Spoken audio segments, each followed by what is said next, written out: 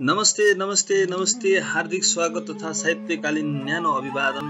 नेपाली साहित्य संसार YouTube channel हेरेर बस्नुभएका सम्पूर्ण साथीहरूलाई आज पनि नौलो प्रस्तुतिका साथ तपाईहरु समक्ष उपस्थित भएको छु। पक्कै पनि यहाँहरूले हामीले राखेको सामग्रीलाई अन्तिमसम्म हेरेर साथ दिनुहुनेछ भन्ने मैले पूर्ण विश्वास राखेको छु र आज पनि तपाईहरु समक्ष नयाँ कोसिलीका साथ उपस्थित भएको छु। आज एउटा अत्यन्तै मिठो कथा लिएर आएको छु जसको शीर्षक रहेको छ सिट नम्बर 12।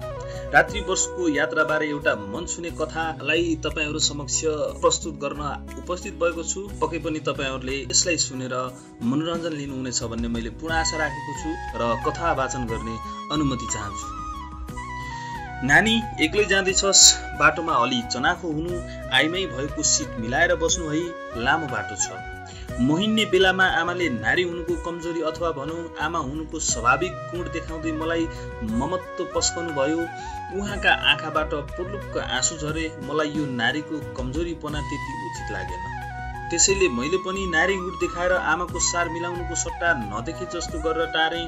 काम विशेषले म काठमाडौँ बाहिर विराटनगर जानुपर्ने थियो। घरमा बुढा भइसक्नु भएका आमा बुबा हुनुहुन्थ्यो। दाजुभाइ सबै परदेशमै थिए, त्यसैले मेरो सहयोगी कोही पनि थिएनन्। अर्कोतिर मैले आफ्नो सक्षमताको परिचय दिनु थियो, त्यसकारण मैले मेरो यात्रा एक्लै गर्नुपर्ने थियो।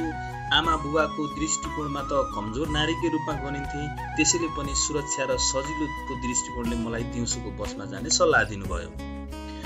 म आफ्नो सामान बोकेर हिँडे। बस स्ट्यान्डमा पुगेर टिकट काटे। विद्यार्थी सहुलियत भाडा दिएपछि मलाई 14 नम्बर सिट देखाइयो। सहुलियत दर भाडा वा रोजिएको गाडीको सिट दुवैमा मैले एकलाई चिन्नु थियो। मैले सोचे आखिर गाडी त एउटै हो नि, अगाडि बसे पनि पछाडि बसे पनि के को फिक्री। गाडीमा चढे। दाहिनेपट्टि झ्यालको सिट 14 नम्बरको रहेछ। आफ्नो सामान त्यही सिट मुनि हाले, केही माथि। मनमा कौतूहलता जाग्यो, अर्कै खाली सिट कसको होला? आइमै होला कि लोग्ने मान्छे, तरिनी वा तन्नेरीको होला कि बुढाबुढी होला? तल्लो स्तरका भुन्ने छामेर काम गर्ने ढाक्रे खालका होलान् कि उच्च स्तरका स्मार्ट? म सोच्दै बसेँ। यो सिटमा कुनै आकर्षण युवक परे पनि लामो पट्यार लाग्दो यात्रा सजिलो काट्थ्यो। मनमा मिठो कल्पना गर्न थाले। अनि हिँड्ने बेलामा आमाले आइमै भएको सिट मिलाएर बस्नु है भनेर भनेको सम्झे। अनि आमाको त्यस वाक्यप्रति उपेक्षित हाँसो पनि हाँसे, किनकि कुनै तन्नरी युवकसम्मको सामिप्यतामा गरिने यात्राको मजा बिचरा बुढी आमालाई के थाहा र। गाडीमा चढ्ने प्रत्येक व्यक्तिलाई म कौतूहलतापूर्ण हेर्ने गर्थे। कतै यही त होइन मेरो सिट पार्टनर, हमसफर, सहयात्री? अरू सिट एकाएक भरिन लाग्यो, तर धेरै लामो समयसम्म पनि मेरो सिटमा दाबी गर्न कोही पनि आएनन्।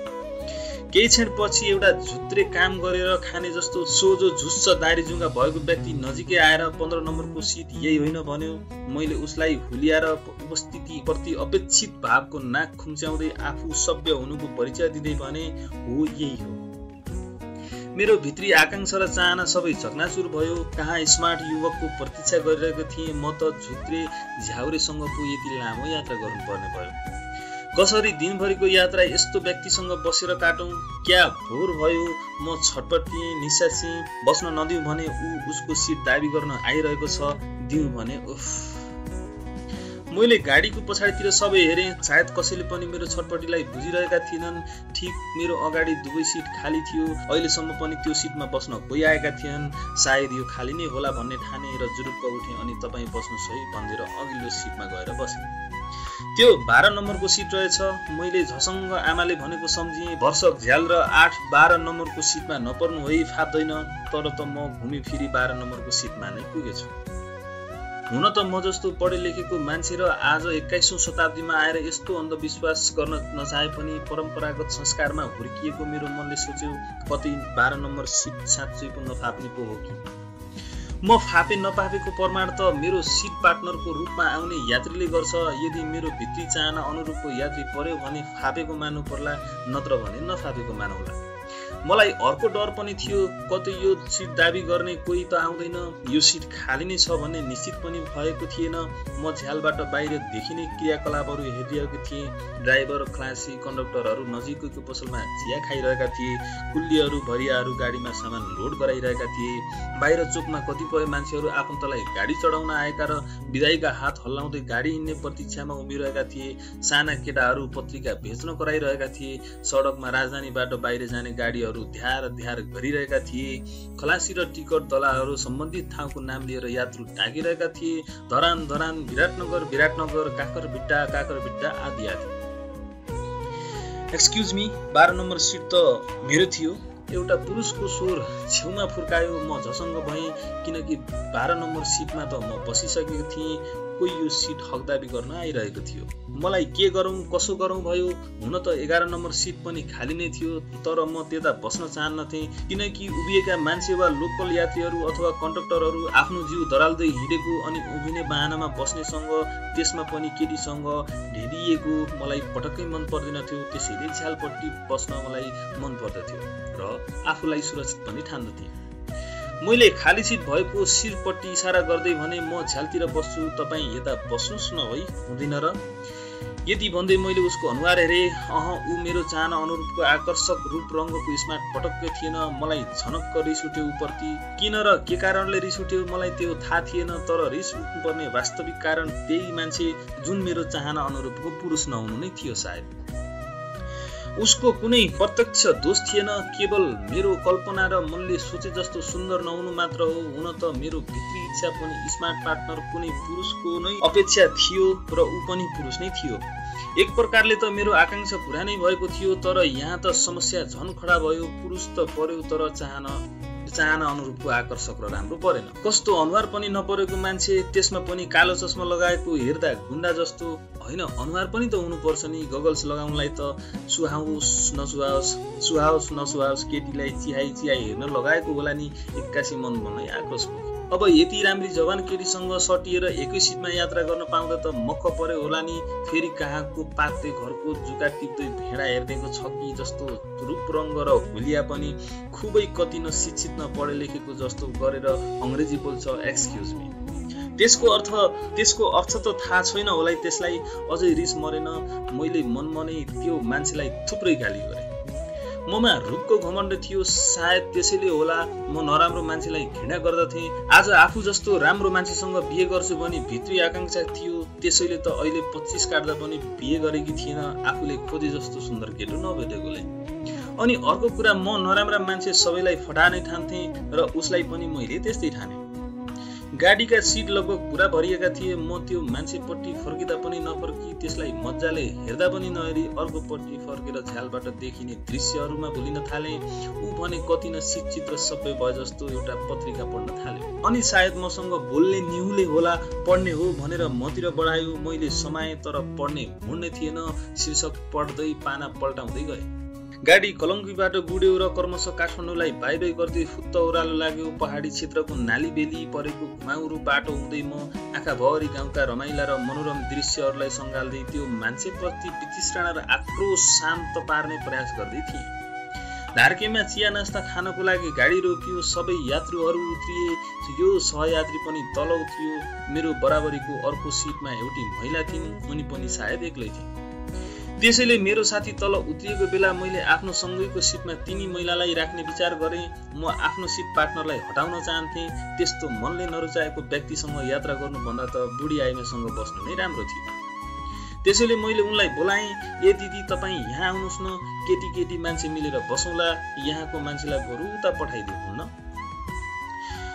उनले पनि सजिलै भनिन्, नाइ म त आउँदिन, तपाईँ बरु यता आउनुहोस् न। उल्टै पो उनले मलाई बोलाइन्। मेरो कुराको सजिलै अस्वीकार गरिदिन्। मलाई ती आइमेप्रति पनि रिस उठ्यो, किनकि मैले सोचे विपरीत उनले नै मलाई पो बोलाइन्। मेरो कुरा त सजिलैसँग इन्कार भएकोमा मैले मनमनै गाली गरेँ। हेर न कस्ती मै हुँ भन्दी रहेछ, हेर्दा भने कस्ती काँठे छे, यता आइजन भन्छु उल्टै म पो उता जानु रे। होइन त्यसलाई मलाई के सम्झेकी, म जान्छु कि क्या उपट्टि। त्योसँग निहुरिने जानुभन्दा त बरु यही पाखेसँग बस्नु नै जाति। मैले आफूलाई नै जिताउने अठोट गरेँ। मैले आफैले पर्याप्त खानेकुरा पुगेको थिएँ, झिकेर खाएँ, बोतलको पानी पिएँ। पुनः यात्रीहरू आफ्नो ठाउँमा आएर बसे। मेरो सहयात्री भनाउँदो पनि आएर बस्यो। मैले उसलाई यसो ध्यान दिएर हेरेँ। ऊ र म सँगसँगै जस्तोको लाग्यो। म पनि बची थिएन, 26 टेकिसकेको थिएँ। सामान्य स्तरको रफ लगाएर आँखामा कालो चस्मा र नपरेको अनुहारमा त्यसमा पनि कालो वर्णको उसको हुलिया देखेर मैले सोचे दिनभरि जवान केटीसँग यात्राको फाइदा चाहिँ यसले पक्कै पनि उठाउने नै छ। बरु म उसलाई भाइ भन्ने सम्बोधन गरिदिन्छु। सायद यसो गर्दा त ऊ दिदीमाथि केही गर्न सक्दैन वा दिदीप्रतिको मर्यादाले म प्रति कुभावना राख्न पनि अलिक आँट आउँदैन कि भन्ने, अभद्र व्यवहार गर्दैन कि भन्ने जस्तो लाग्यो। म यता यस्तै सोचेर टोलाउँदै थिएँ, बहिनी कहाँ जाने हो? उसको एक्कासीको प्रश्न लिएर त्यसमा पनि बहिनी सम्बोधनले म झझङ्गे भएँ। म उसलाई भाइ बनाउन खोज्दै थिएँ, तर उल्टै उसले पो मलाई बहिनी भनेर सम्बोधन गर्यो। सायद उसले आफ्नो पुरुषत्व देखायो होला, बहिनी भनेपछि त जे गर्न पनि सकिन्छ भनेर अधिकार देखाउन खोज्यो होला नि। मसँग ढेसिएर बसौँला, छिल्लिएर जिस्कौँला, गाडी गुड्दा हल्लिएको बहाना गर्दै बेला बेलामा मेरो शरीर छुन पाउँला, अनि निदाएको बहानामा मेरो काँधमाथि झुँडौला। म निदाएको बेला सुमसुम्याउला भन्ने सोचेको त होला नि त्यो मोराले। मेरो मनमा चिसो पस्यो, मुटु ढक्क भएर फुल्यो। सम्भावित घटना घट्न सक्ने परिकल्पनामा अनेकौं शङ्का उपशङ्काहरूमा रुमलिन थाले। मस्तिष्कमा म अब आफू असुरक्षित हुन्छु भन्न शङ्काले झन् सतर्क हुन थाले। वास्तवमा 12 नम्बरको सिट फाप्दो रहेनछ, अपसगुन नै हुँदो रहेछ, यस्तै तर्कना गर्न थाले। धेरै लोग्ने मान्छेहरू गाडी वा अन्य ठाउँमा भएको भिडको फाइदा लिइहाल्छन्। सिटमै बसेको छ भने पनि विभिन्न बाहनाले छुन खोज्छन्। हात बाँधेर बस्ने बाहनामा केटीको संवेदनशील अङ्ग छुन खोज्छन्। कोही भने निधाएर र थाहा नपाएको बाहनामा अभियान गर्दै आफ्नो शरीरलाई लथालिङ्ग छोडिदिन्छन्। अनि केटीको काँधमा टाउको बोकाउन पनि पछि पार्दैन। उभिएको छ भने पनि जहाँ केटी छ त्यही नजिक आइपुग्छन्। अनि गाडीको असन्तुलनसँगै आफ्नो शरीर पनि असन्तुलन भएको बाहना गर्दै केटीसँग ठोकिन्छन्। यो त यिनीहरूको सामान्य प्रयास मात्र हो। लोग्ने मान्छेका यस्ता सस्ता कुप्रवृत्तिबाट परिचित म पनि उसलाई यस्तै प्रवृत्तिकी सोच्न थालेँ। समय दिउँसो भए पनि सिटमा ऊ र म मात्र त थियौँ। लामो दूरीको यात्रा ऊ पनि निदाएको बहानामा शरीर मलाई बोकाउन सक्छ, अथवा म निदाएको बेला उसले मौकाको फाइदा उठाउन सक्छ। हातहरू मेरो शरीरमा ल्याइपुर्याउन सक्छ, जे पनि त हुन सक्छ। यदि यस्तै भयो भने, त्यसले यस्तै गर्यो भने म कसै गरी पनि निदाउँदिन। म त सिधै कराउँछु, हकार्छु, अनि पछाडि गएर बस्ने धम्की दिन्छु। म भित्रभित्रै निकट भविष्यमा घट्न सक्ने सम्भावित घटनाको लागि पूर्व तयारी गर्न थालेँ। अनि अझ खुम्चिएर सानो भएर बसे। म यस्तै सोचिरहेको थिएँ, उसले फेरि भन्यो, बहिनी कहाँ जाने हो? विराटनगर। मैले सठिक उत्तर दिएँ। सकभर उसलाई आफ्नो सही परिचय नदिने उद्देश्यले आफ्नो ठेगाना भनिन। नास्ता खान किन नगएको त? उसले सायद म प्रति अपनत्व देखाउँदै सोध्यो। होइन, खानेकुरा मसँगै थियो, यही खाएँ। मैले नचाही पनि उत्तर दिएँ। म पनि जनकपुर जान्छु भनेर हिँडेको थिएँ, फेरि जान मन लागेन। काकरभिट्टासम्म जानुपर्ने थियो, उस्तै जान्छु भनेर लागेको। मैले नसोधिकन पनि उसले आफ्नो गन्तव्य बतायो। पुरै यात्राभरि साथ पाउने भइस मोरो, त्यसैले त न्यू पारी बोल्न खोज्दैछस्। मैले मनमनै त्यसलाई गाली गरेँ। मैले उसप्रति गहिरो चाख नदेखाएकोले होला, सायद ऊ चुपचाप हात बाँधेर बस्यो। मलाई कतै छुइन्छ कि भनेर सतर्कता अपनाउँदै म झ्यालबाट देखिने बाहिर दृश्यहरूमा अल्मलिरहेँ। ऊ चुपचाप भएकोमा मलाई पनि ढुक्क लाग्यो। धादिङ पुगेपछि आफ्नै गतिमा गुडिरहेको गाडी घचक्क रोकियो। सबै यात्रुहरू उत्सुकता बस बाहिर हेरिरहे। खलासीले भन्यो, ल गाडी जाम परे जस्तो छ। मैले पनि झ्यालबाट बाहिर हेरेँ। सडक पुरै गाडी भएको थियो। हल्लाखल्ला भयो। कृष्णवीरमा पहिरो गएको छ अरे, गाडी जान सक्दैन। अब के गर्ने? सबैको मुहारमा प्रश्न झचल्कियो। मेरो सहयात्री पनि निकै बेरपछि बिउजियो, वा त बिउजिएको अभियान गर्यो, के भयो भन्दै चनाखो भयो। मलाई बोल्न करै लाग्यो। गाडी जाममा पर्यो अरे। अरू यात्रीहरूसँगै ऊ पनि तल उत्रियो वस्तुस्थिति बुझ्न। एकछिनपछि तल उत्रिएकाहरूले खबर सुनाउन थाले। ऊ पनि अरूलाई भन्दा खास गरी मलाई खबर सुनाउन आयो। बाटो नै छैन अरे, गाडी जाने त चान्स नै छैन, पुरै जाम छ। उसले सुनाएको यस कुरालाई चाहिँ मैले राम्रै ध्यान दिएर सुने, किनभने यो त मेरो पनि चासोको विषय थियो। ऊ पुनः उकियो। वातावरण उराट लाग्दो थियो। तल धमिलो त्रिशुली बटारिएर आफ्नै गतिमा बगिरहेको थियो। माथि त्रिशुलीको भिरमा कुनै महान व्यक्तिको स्वागतमा पंक्तिबद्ध उभिएका स्वागतार्थी जस्ता रङ्गीचङ्गी गाडीहरू दोहोरो लाइनमा खडा थिए। मध्याहको घाम त्रिशुलीको खोज घामले तातिएको चौपट्टे उष्ण गर्मी थियो। गाडीका यात्रीहरूले बोकेको पानी सकिसकेको थियो। त्रिशुलीको बेगलाई हेरेर तिर्खाएको जिब्रोले ओठ चाट्नुपर्ने अवस्था आएको थियो, किनभने नजिकै बाटामा कतै घरहरू थिएनन्। तल हेर्दा कहाली लाग्दो उर्लिएको त्रिशुली, माथि हेर्दा उकासिँदो भिर र त्यही भिरको बीचमा भएको बाटो भरि गाडी नै गाडी र मान्छे नै मान्छेहरू। खानेकुरा बोकेका यात्रीहरू आफूसँग भएका खानेकुराहरूले भोक मार्न थाले। नहुनेहरूले सन्तोष मानेर निद्रासँग भोक साट्ने प्रयास गरिरहेका थिए। सधैँ 9 बजे खाना खाने बानी आज त 12 बजिसकेको थियो। त्यसैले मैले पनि आफ्नो सिट पार्टनर नभएको मौका पारेर कुपु कुपु खाएँ। आफूले बोकेका खानेकुरा एक क्षणपछि त ऊ पनि आइपुग्यो। कस्तो भोक लागिसक्यो। कतै घर पनि छैन, होटल पनि छैन। दोकान भए त चाउचाउ बिस्कुट किनेर खानुहुन्थ्यो नि। केही पनि छैन भन्दै सिटमा आएर बस्यो। अहिले मैले 12 नम्बरको सिटको अपशकुनलाई सम्झिएँ। एक त मनले नरुचाएको साथी पर्नु, अर्को त्यस्तो जाममा पर्नु, खान नपाउनु। सबै सम्झिँदा 8-12 नम्बरले पिर्छ भन्ने आमाको मान्यतालाई नै मैले नचाहँदै पनि समर्पण गर्न बाध्य भएँ। मौकाको फाइदा उठाउन गाडी रोकेको ठाउँमा 1-2 कोस वरपर टुकुरे दोकानका व्यापारीहरू चाउचाउ र बिस्कुटको प्याकेट लिँदै आइपुगे। 10 को 15 भन्दा पनि सजिलै बिग्यो उनीहरूको सामान, किनकि काठमाडौँबाट पूर्व लाग्ने सबै गाडी त्यही थुपरिएका थिए। यात्रुको अनुपातमा त्यो सामान थोरै थियो। फेरि दिउँसोको 1 बजिसकेको थियो। भोकको अगाडि 15 रुपियाँ सामान्य थियो। एउटा फुच्चीले कार्टुन बोकेर चाउचाउ भन्दै आयो। झ्यालबाट उसले त्यस केटालाई भित्र आउने इसारा गर्यो र ऊ आइपुग्दा नपुग्दै गाडीका यात्रीहरूले कार्टुन भित्राइहाले। मेरो सहयात्री हेरेको हेरी भयो अनि बाध्य भएर धैर्य हुन खोज्यो र कुनै उपाय नभएपछि पुनः सिटमा नै आएर चुपचाप लागेर बस्यो। ठिक्क पर्यो भन्ने मेरो मनले भन्यो। बाटो यति भिड थियो कि श्वास पनि नसिर्ला जस्तो। तै पनि अलिकति ठाउँ भेटायो भने ड्राइभरले गाडी सुलुत्त निकालिहाल्थ्यो। त्यस्तो सानो बाटो, दुईपट्टि गाडी, तै पनि प्रतिस्पर्धामा गाडी निकाल्यो अनुभवी ड्राइभरले। अलिकति अगाडि बढेर गाडी रोकियो। त्यहाँबाट 2-4वटा घर र खुद्रा पसल देखियो। त्यो सबैको आशको केन्द्र थियो। फेरि सबै यात्रीहरू ऊ पनि उत्सुकतावश बाहिर देखेका घरहरू चियाउन थाले।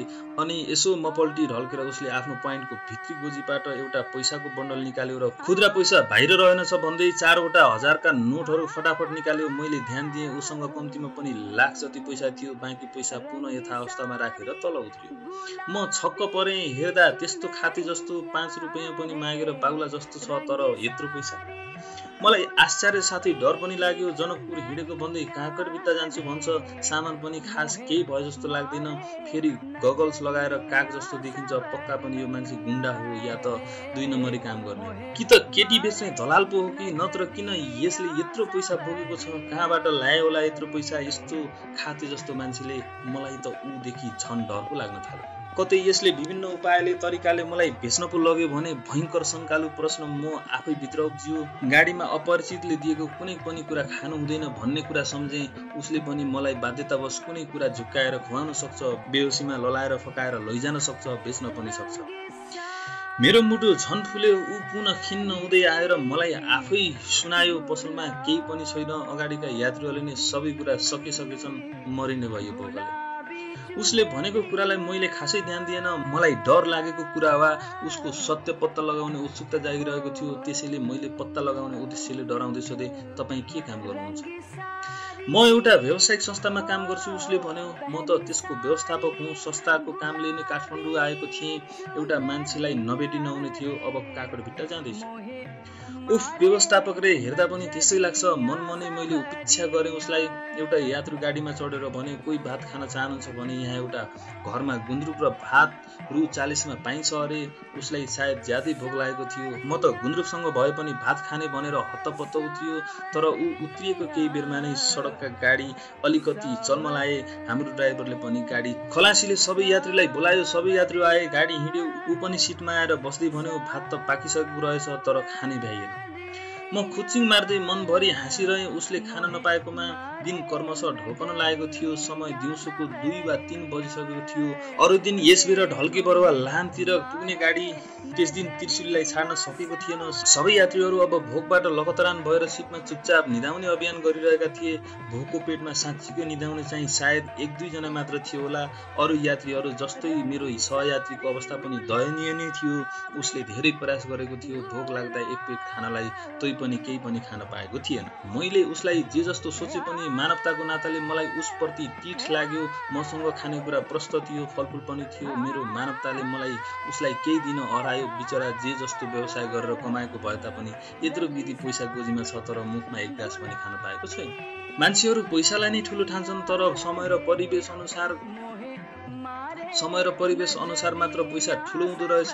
खोइ त यत्रो पैसा गोजीमा भएर पनि उसले भोक मेट्न सकेन त आखिर भोक मार्न त खानेकुरा नै चाहिँदो रहेछ। जे जस्तो भए पनि 5 तारे होटलको भए पनि मागेर खाएको एकमुठी भात पाए पनि आखिर जीवन धान्नु नै त मुख्य उद्देश्य पो रहेछ। मैले पैसा र खानेकुराको तुलना गरेँ र पैसाको मूल्यको पनि गणना गरेँ। मैले मसँग भएको कुरा खानेकुरा झिकेर लिनु न भोक लाग्यो होला भनेर पुनः अनुरोध गरेँ। बिहान मैले त नास्ता खाएको छु नि, बरु तपाईलाई पो भोक लाग्यो कि? बिहान मैले त नास्ता खाएको छु नि, बरु तपाईलाई पो भोक लाग्यो होला त? नास्ता पनि खानु भएन। उसले उल्टै मलाई पो सहानुभूति दर्शायो। नखाए नखान त मोरा मनमा नै भने र काम पारेर उसलाई दिन ठिक पारेको कुरा खानेकुरा मैले आफै खाएँ। मैले थाहा नपाए जस्तो गरेर उसलाई ध्यान दिएँ। भोकले उसको मन पनि उसको बसमा थिएन। बेला बेलामा उसका नजर चोरी चोरी मैले खाएको खानेकुरामा नै पर्ने गर्दथ्यो। मलाई अझै दया लाग्यो उप्रति। मैले पुनः अनुरोध गरेपछि उसले अप्ठ्यारो मान्दै लियो। मैले पनि अरू खाएँ। त्यसपछि उसको भोक केही शान्त भयो सायद। ऊ पुनः आरामले हात टाउको माथि राखेर बस्यो। हाम्रो अन्य बोलचाल भएन। ऊ निदाएको जस्तो लाग्यो। मैले ध्यान दिएँ अभियान नभएर ऊ साँच्चीको निदाएको पो रहेछ। मैले उसलाई सरसर्ती हेरेँ, उसको बसाइ हेरेँ अनि आफूले उप्रति लगाएका सम्भावित लालसनाहरू दोहोऱ्याएँ। अहिलेसम्म लगभग 9 घण्टा सँगसँगै बसेको बेलाका क्रियाकलापहरूको मूल्याङ्कन गरेँ। तर मैले सोचे जस्तो शङ्का गरे जस्तो उसको क्रियाकलाप थिएन। ऊ सिधा सतर्क भएर बसेको थियो। मपट्टि ढेसिएको पनि थिएन। उसको र मेरो बीच खाली ठाउँ थियो। म भन्दा पनि ऊ पो सतर्क भएर बसेको थियो। उसले न मसँग अनावश्यक प्रश्न सोधेको थियो न त फाल्तुनी गफ। कुनै पनि क्रियाकलाप गरेर मलाई छोएको पनि थिएन। मैले ऊ निदाएको मौका पारेर उसलाई निहालेर हेरेँ। थोरै कालो वर्णको दारी जुङ्गा काटेको छोटो छोटो कपाल राखेको मान्छे खासै नराम्रो चाहिँ होइन रहेछ। उचाइ, शरीरको बान्की, अनुहारको बनोट पनि ठिकै रहेछ। निहालेर हेर्दा लुगा पनि साधारण सेतो रङको कोठा कोठा भएको हाफ सर्ट र खैरो रङको प्यान्ट लगाएको। अहिलेसम्मको उसको गतिविधि र पहिरन बनावट बोलाइ सबैको मूल्याङ्कन गर्दा ऊ मैले सोचे जस्तो फटा होइन रहेछ जस्तो लाग्यो। मलाई कता कता ढुक्क भयो। अहिलेसम्मको उसको गतिविधि र पहिरन बनावट बोलाइ सबैको मूल्याङ्कन गर्दा ऊ मैले सोचे जस्तो फटा होइन रहेछ जस्तो लाग्यो। मलाई कता कता ढुक्क भएँ। त्यसैले म पनि अब निदाउने बाहना गर्न थालेँ। त्रिचुलीको लेदो पानी र पानीले देखिने जङ्गलको दृश्यले मेरो आँखा पनि पोलिरहेको थियो। बामे सरेर 5 बजे बल्ल नारायणगढ आइपुगेर गाडी रोकियो। सबै यात्रीहरू झर्मलाउन थाले र सुक्ता बस झ्याल बाहिर हेर्न थाले। ऊ पनि बिउजियो र गगल्स निकाल्यो, आँखा मिच्यो। मैले त्यसबेला देखेँ उसको एउटा आँखा त पुरै सेतो पो रहेछ। सायद फुलु परेर बिग्रेको होला, त्यसैले पो उसले गगल्स लगाएको रहेछ। मलाई बल्ल थाहा भयो उसले गगल्स लगाएको वास्तविकता। त्यसबेला मलाई मेरो शङ्का र उप्रतिको उपेक्षाप्रति क्षीण पश्चाताप लाग्यो। नारायणघाट सुरुसँगै मुसलधारे पानी पर्यो, असिना झर्यो। त्यसैले 1-8 घण्टा गाडी रोकियो। असिना झर्न छोडेपछि पुनः गाडी बढ्यो। सबैको इच्छा केही खाने थियो। दिनभरिको गाडीको बसाइ र भोकले यात्रीहरूको बोल्न सक्ने शक्ति झिँड भइसकेको थियो। ड्राइभरले पनि सानैदेखि ठुलोसम्म सबै होटलमा गाडी लग्यो र मुसलधारे पानी र कुबेला भएको यात्री सबैलाई पुगिने खाजा नास्ता समेत कतै पाइएन। पुनः लाचार भएर ड्राइभरले गाडी अगाडि बढायो। सधैँ यस बेला आफ्नो गन्तव्यमा पुग्ने गाडी आज त्यो समय लगभग आधा बाटोको दूरीमा मात्र परेको थियो। यसपछि गाडीले तीव्र वेग लियो। चन्द्रनिगाहपुर पुग्दा रातको 10 बजेको थियो। त्यहाँ पनि खाना पाइएन। एउटा मात्र अघिल्लो बसका यात्रीले खाएर बाँकी रहेको खाना भेटियो। नपाउनु भन्दा जे जस्तो भए पनि त्यही खाने भनेर सबैले खाना खाए। मेरो सहयात्री पनि गयो र मलाई पनि आग्रह गर्यो खान। मैले नखाने भने। मैले आफूसँगै भएको खानेकुरा खाएँ। ऊ खाना खाइसकेर आयो र सहयात्री हुनुको कर्तव्य निभाउँदै मलाई पनि एउटा फ्रुटी र चटपटे ल्याएर दियो। म झसङ्ग भएँ। अपरिचितले गाडीमा दिएको खानेकुरा नखानु भनेको सम्झेँ। फेरि मेरो मनले अघि नै उसलाई केटी बेच्ने दलालसम्म सम्झिएको छ। कतै ऊ त्यही त होइन, फेरि खानेकुरामा बेहोस पार्ने औषधि मिसाएको त छैन। अब त झन् रातको समय छ। मैले थुप्रै कुराहरू सोचेँ र खान्न भने। उसले अनुरोध गर्दा पनि मैले खाएको भनेर लिँदै लिन। उसले त्यो आफै खायो। मेरो डर अलिक कम भयो। उसले आफैले खाएकोमा ढुक्क भएँ। हाम्रो यात्रा पुनः सुरु भयो। रातको समय। अब त गाडीमा बत्ती पनि निभेको थियो। दिनभरिको भोकै, अहिलेको खानेकुरा अनि गाडीको थकाइ सबै यात्रीहरू ओइलाएका थिए। यात्रीहरू गफ गर्न छोडे। बसभित्र शान्ति छायो। कतिजना त निदाएर घुर्न थाले। ऊ पनि पुनः अघिकै जस्तो गरेर आरामसँग ढल्कियो। अघिकै जस्तो गरेर निदायो। गाडी तीव्र वेगमा हुर्किरहेको थियो। म भने तन मनदेखि नै जागै थिएँ।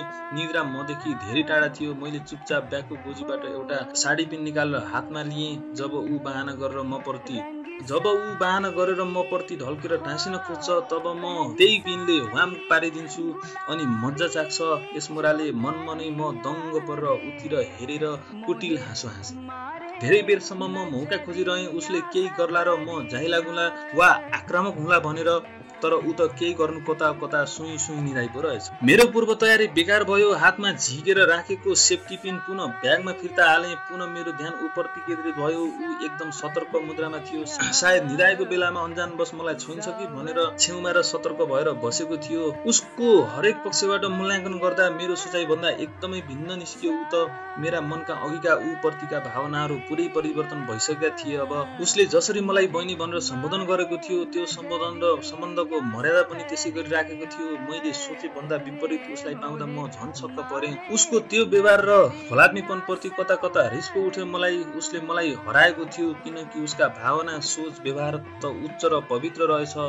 तर संकुचित र पाप त मेरो मनमा पो रहेछ कि क्या हो। मेरो ऊ प्रतिका भावनाले अर्कै मोड लियो। अघि मलाई उसले म प्रति कुभावना राख्छ, गलत व्यवहार गर्न सक्छ भनेर रिस उठेको थियो। अब मलाई उसले यस्तो व्यवहार किन गरेन, पुरुष भएर पनि किन उसले आफ्नो पुरुषत्व देखाउने प्रयास गरेन भनेर पुरै उठ्न थाल्यो। मैले उसलाई हेर्दै मनमनै गाली गरेँ। यो कस्तो खालको लाटो र हुसु पो रहेछ, कातर अनि डर छेरुवा रहेछ। पुरुष भएर पनि लाछी कि यो कतै नपुंसक पो हो कि?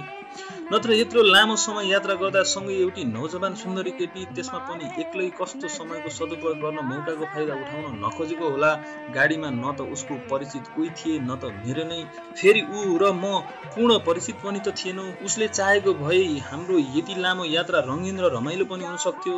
उसले मिठो गफ गरेको भए हुन्थ्यो, हाँसो हँसाएको भए पनि हुन्थ्यो, मेरो सुन्दरताको बयान गर्दै मलाई फुरुक्क पारेको भए पनि हुन्थ्यो, जिस्किएको झलेको भए पनि हुन्थ्यो, गाडीको कुदाइ वा उसँगै अन्जानमा भएको अभियान गर्दै जान ठोकिएको भए हुन्थ्यो। एउटा वयस्क केटा र केटी बीचको सामिप्यता र अन्जानमै भए पनि स्पर्शको मिठो अनुभूति, सायद यसलाई थाहा पो रहेन सकी।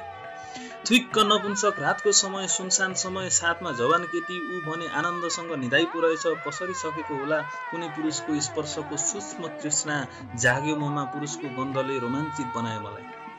ममा अर्कै किसिमको भाव पैदा भएको थियो अनि उल्टै उसलाई परीक्षण गर्न चाहे। घुँडा निरको भाग अलिअलि गर्दै डसाएँ। बिस्तारै ऊ भएतिर सारे अनि निदाएको अभियान गरे। निद्रा अवस्थामा गाडीको उफ्राइसँगै अन्जानवश उसँग ठोकिएको बाहनामा घरिघरि जान ठोकिन थाले अनि निदाएको बाहनामा ऊपट्टि ढल्किएर उसको काँधमा आफ्नो टाउको अडाउन खोजे।